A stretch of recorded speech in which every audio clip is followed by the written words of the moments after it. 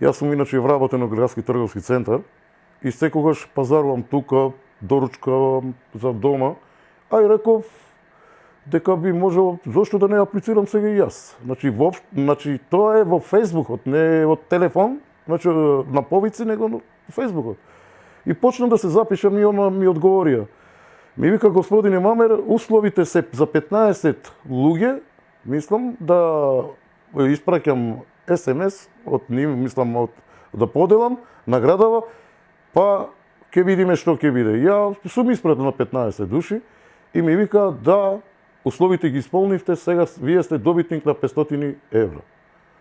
И ми вика податоци, ми побара име и презиме, му дадов улица и број, кај сум работен, побара сметка, кај да ми ги испратат парите.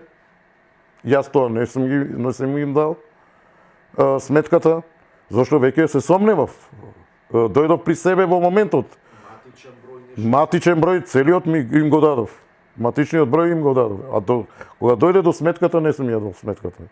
Што се случи после тоа? Не добивте награда, што се случи? Никаква награда, каква награда? Јас од тоа и ова го направив, појдов у Кам маркетинг, зашто блиску ми е. Ја прашав, шефицата се познаваме многу добро, 22 години сум тука на работа, и ми вика, комшија, тие се преваранти, вика, немој да се излажал такво нешто, нема кај нас. И јас само застанав и ја видов, викам, значи, готов сум ја, викам. Наискрено кажано, викам, дека нешто ќе ми се направи, зашто имаме слушнато по телевизија, дека има доста такви, што барат овие податоци и злоупотребуваат за овие брзи кредити. Награда не добивте, свативте дека сте излажани, така.